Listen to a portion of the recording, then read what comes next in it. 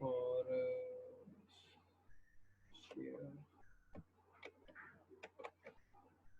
उसके बाद आ जाता है method of amplification.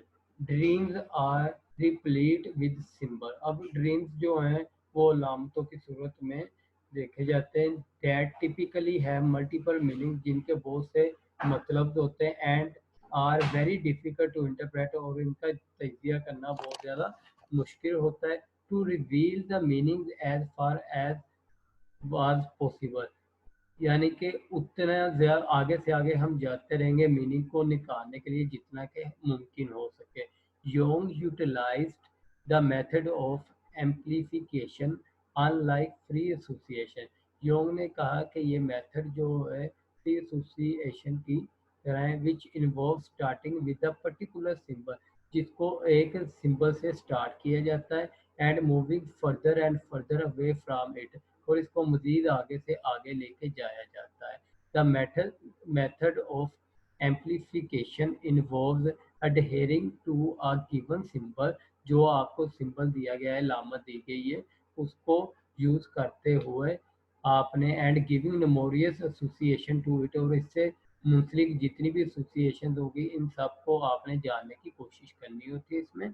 In the process the symbol multiple meaning, symbol अलामत के बहुत ज़्यादा मतलब निकल रहे होते हैं। Become clear and provide patients with inside, इसको हमने क्लियर करना होता है और पेशेंट को इससे मुतल्लक आगाही फ्राहम करनी होती है उसके मसले से मुतल्लक।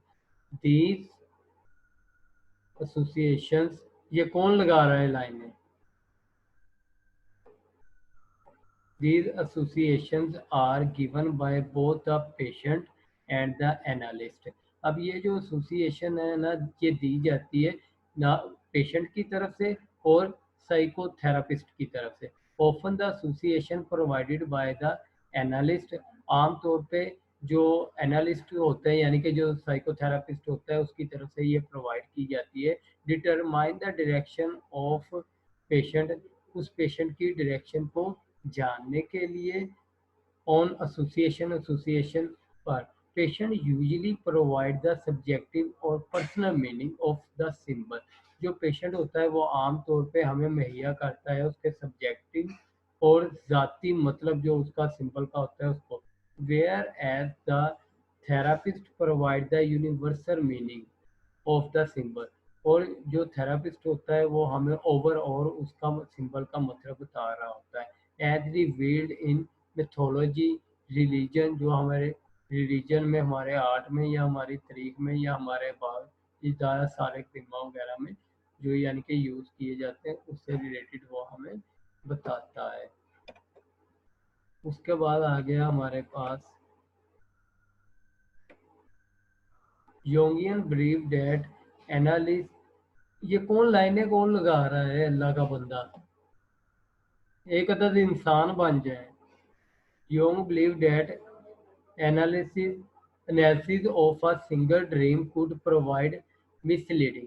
अब योंग का ये मानना था कि अगर हमारे पास एक ड्रीम हो और हम उसका तजिया करें तो वो हो सकता है हमारे लिए मिसलीड, वो हमें गलती की तरफ ले जाए, हमें मिसलीड कर दे।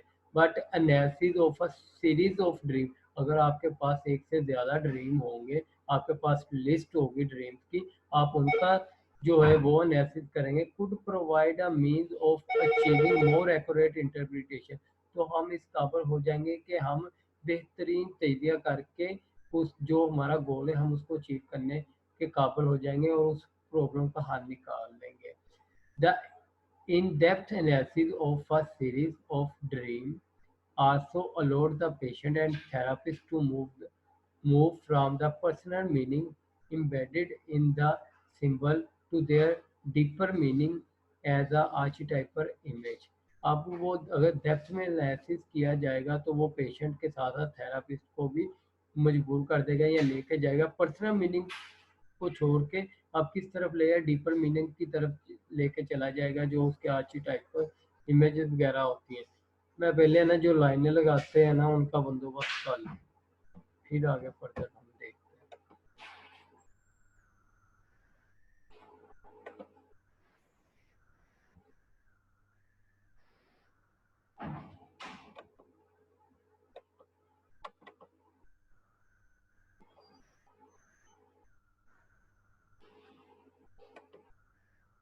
अब मैं आपको बताऊंगा कि वो बंदा कौन था जो लाइनें लगा रहा था। ये मरियम लगी हुई है, रोल नंबर 601। इसकी अटेंडेंस नहीं लगेगी, ये आप नोट कर नो लें। सर, नो, नो सर, मैं नहीं लगा रही। ये आपका मुझे शो हुआ है अभी, सिक्स जीरो सर वन मैं नहीं, सर मैंने नहीं लगाई लाइन, ना खुद ही ही मैं पहले लगा रही थी। खुद ही लग गई है। मुझे नहीं पता सर ये कैसे लग रही है, लेकिन मैंने नहीं लगाई। अब अगर आप दोबारा लाइन लगाएंगे ना, तो इधर आप अपना नाम भी लिखा हुआ देख लेंगे, जहां आप लाइन लगाएंगे उधर फौरी तौर पे लिखा आ जाता है कि ये स्टूडेंट है जो ये काम कर रहा है। सर ना ही मैंने पहले लाइन लगाई थी, ना ही अब लगाई है।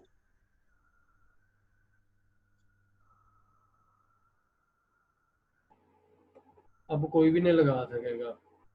अब मैंने उसको मुकम्मल ख़त्म ही कर दिया है, आपके पास ऑप्शन ही नहीं आएगा। अच्छा जी, उसके बाद आ जाता है हमारे पास, सर इतना बहुत है आज। इतना बहुत नहीं है। उसके बाद आ जाता है word association. Word association test जो हमने पहले भी इसके मतलब सुना है, ये in conjunction with dream analysis के साथ साथ क्या हुआ है, क्यों ऐसा हुआ, दोबारा क्यों आपने लगा दिया। Disable participant show name of note. अब वो कह रहा है Jung utilise an experimental technique called the word association test. तो योंग ने जो टेक्निक मुतारफ कराई एक्सपेरिमेंटली, वो वर्ड एसोसिएशन टेस्ट है, in which he presented patient with the stimulus word. वो एक वर्ड पेशेंट को देता था and asked them to response whatever words occur to them. उनके कोई भी जो जहन में आता है उससे एक फ़िक्रा मुकम्मल कर ले, एक वर्ड दिया जाता था, उससे आगे उसको मुकम्मल किया जाता था। Yong recorded the time that elapsed between the initial presentation of the stimulus and the eventual response and used the time latency as the indicator of possible area of resistance and conflict within the person। Yong क्या करता था, जो stimulus देता था, stimulus क्या देता था, word देता था, उस वक्त वो टाइम नोट कर लेता था, और जब वो बंदा रिस्पॉन्स करता था उस वक्त टाइम नोट कर लेता। अगर तो इन दोनों चीज़ों के दरमियान टाइम गैप ज़्यादा आ जाता था, तो इसका मतलब उसने ये निकाला हुआ था कि वो बंदा रेजिस्टेंस शो करवा रहा है, वो conflict with in the person, के उस बंदे के अंदर कन्फ्लिक्ट पाया जा रहा है। The longer the time interval he assume the greater was the likelihood that important complexes. जितना ज़्यादा वो टाइम इंटरवल लेगा, इतने ही ज़्यादा कम्प्लेक्सेस उसमें होंगे, और areas of conflict with in the psych were being taped, और उसके एरिया ऑफ कन्फ्लिक्ट भी ज़्यादा होंगे, जिसको बाद में जो साइकोलॉजिस्ट है वो फाइंड आउट करेगा। इन एडिशन इसके साथ areas of conflict were assume to be present if the patient, इसके साथ ये भी देखा गया है कि एरियाज ऑफ कन्फ्लिक्ट को फर्ज किया गया कि ये मौजूद होंगे अगर patient repeated the stimulus word several time. जो आपको एक स्टिमुलस वर्ड दिया गया, अगर पेशेंट उसको बार बार रिपीट करेगा, as though it are response had been not here. वो आपसे कहे कि जी मैंने सुना नहीं, क्या कहा है आपने, क्या कहा है आपने, क्या कहा है आपने, अगर इस तरह करेगा तो इसका मतलब है ये समझा जाएगा कि इसमें कन्फ्लिक्ट है। मिस हेयर्ड द वर्ड, या वो कुछ और सुन ले, एज सम अदर वर्ड, कोई और वर्ड सुन ले, तब भी कन्फ्लिक्ट कंसिडर। ओहो, ये हम कहाँ पहुँच गए।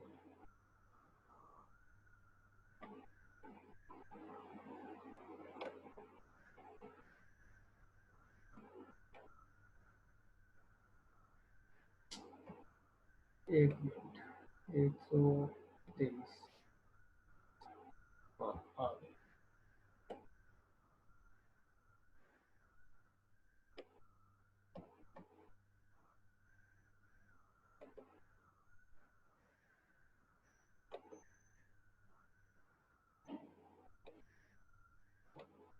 अच्छा जी, उसके बाद हमने सेकंड वाला क्या कहा है कि मिस हेयर्ड, कि अगर हमें वो वर्ड कुछ और बता रहा है और हमने सुना कुछ और है तो तब भी मसला बन सकता है। Gave a response of more than one word, एक वर्ड से ज़्यादा वो रिस्पॉन्स दे रहा है तब भी। गेव अ मीनिंगलेस रिएक्शन, वो कोई मीनिंगलेस जिसका कोई मतलब नहीं ऐसा रिएक्शन दे रहा है। Fail to respond at all, बिल्कुल ही वो कोई जवाब देने में नाकाम हो जाता है तब। Young also required his patient to recall all their responses to the word stimuli. Word stimuli पे जितने भी उसके रिस्पॉन्सेज हैं वो अपने पेशेंट से कहता था इसको रिकॉल करें। And reporting distorted reproduction were also considered to reflect underlying conflict. अब जो उसके डिस्टोर्टेड रिप्रोडक्शन थी वो इस चीज़ को साबित करेंगी कि इसके अंडरलाइन कोई ना कोई कन्फ्लिक्ट चल रहा है। उसके बाद आ जाता है painting therapy, another technique used by the Jung in conjunction dream के साथ साथ उसने एक और टेक्निक यूज की, उसको हमने पेंटिंग थेरेपी का नाम दिया।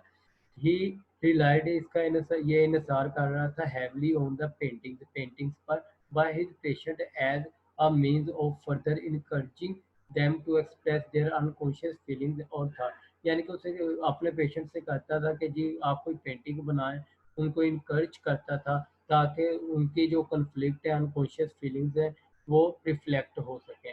Pointing out that these paintings had little artistic merits, और साथ उन्हें ये भी कहता था कि ये जो पेंटिंग्स होंगी इनमें लिटिल आर्टिस्टिक मेरिट भी होगा।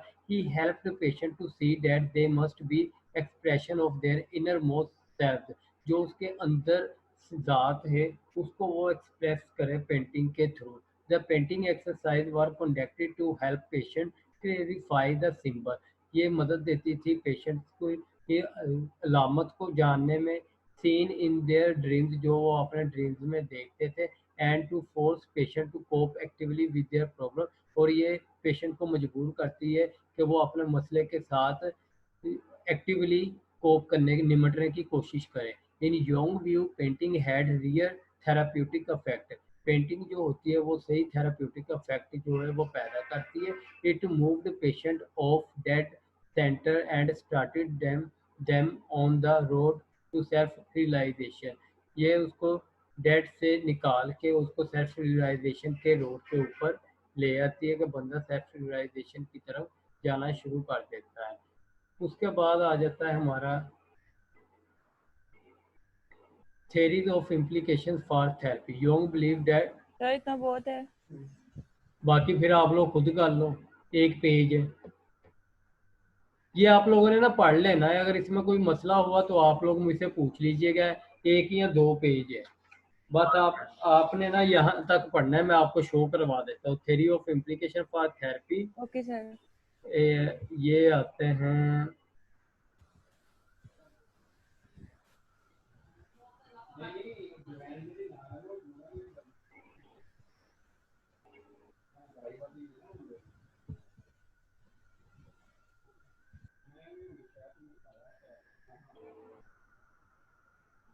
ये 2 पेजेस हैं 104 के पे, ये कोई 2 पैराग्राफ है, ये मिला के 2 पेजेस बनते हैं। तो आपने इसको एक मरतबा पढ़ लेना, अगर ना समझ आएगी तो मैं बता दूंगा। कल को हम जो इसका नेक्स्ट चैप्टर है वो पढ़ेंगे। अब अटेंडेंस लगाना है जल्दी से, टाइम खत्म हो गया। जी सर, मैंने पहले ना स्क्रीनशॉट ले लिया था, 42 मेंबर्स थे। अच्छा जी, अब देख लें अब कितने हैं। सर अभी 41 है। आप भी 41, चले आप 42 की ही लगा दीजिएगा अटेंडेंस, ताकि अभी आप यानी कि बंद ना कीजिएगा, मुझे एक मतलब इसका स्क्रीनशॉट लेने दें। सर काफी स्टूडेंट्स ज्वाइन कर रहे थे, आपने वो किया ही नहीं उन्हें। जब यही तो मसला आता है, अगर जब आप स्क्रीन शो करवाओगे ना तो आपको दोबारा से इसको कट करना पड़ेगा, वहां से जाकर उन्हें ओके करना पड़ेगा। अगर आप लोग एक ही वक्त में 5 मिनट आपके दिए जाते हैं उसी वक्त आ जाया करें, बार बार ना निकला करें, बार बार ना आया करें। अगर हम इसी कामों में पड़े रहे फिर तो वो अटेंशन जो है वो डिस्ट्रैक्ट होना शुरू हो जाएगी, टेंशन डाइवर्ट होना शुरू हो जाएगी, फिर जो मकसद है वो खत्म हो जाता है। जी सर, बस वो नेट की वजह से ना और सबका इशू आ रहा था। कोशिश किया करें आप लोग ना टाइम पे आ जाया करें ताकि ये मसला ही ना सर कल कितने बजे स्क्रीनशॉट ले लूं अटेंडेंस का? फिर ये है कि जिस तरह आज कॉल डिस्कनेक्ट हो गई थी, फिर इस तरह कुछ लोग बाद में नहीं ज्वाइन कर पाए।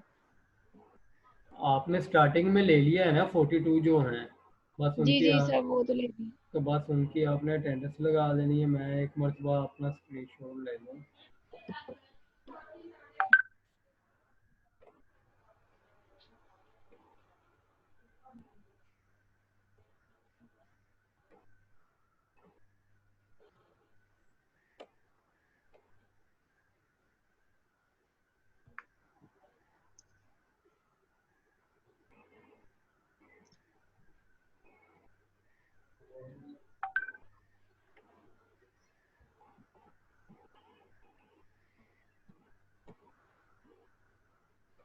अब अगर आप लोग जाना चाहते हो तो जा सकते हो। Excuse me sir. जी जी। सर इसकी थ्योरी है, इसमें मतलब कितने पॉइंट्स जो हैं वो वैलिड हैं, जो अभी भी यूज होते हैं, जो हमारे मतलब इसकी कितनी चीजें जो हैं वो यूज हो रही हैं और सही हैं। ये फ्री एसोसिएशन तो आपको पता है, ये यस सर। यूज हो रहा है। और ड्रीम नेसी जिन लोगों ने उसमें यानी कि फर्दर डिप्लोमा या स्किल्स उनकी होती हैं कि वो मैनिफेस्ट कंटेंट वगैरह ये सारी चीज़ें निकाल सके और सिंबल को यूटिलाइज करते हुए इंटरप्रिटेशन कर सके, वो लोग तो करते हैं। लेकिन जिन्हें यानी कि इतना नहीं उसमें महारत होती है, जिन्होंने आगे फर्दर इसमें डिप्लोमा वगैरह नहीं किया होता, उनके लिए मुश्किल होता है। उनका काम सिर्फ पढ़ने तक होता है और फिर वो ड्रीम एनालिसिस इस तरह नहीं कर सकते जिस तरह योग ने बताया है। Okay sir. ठीक हो गया। Yes sir.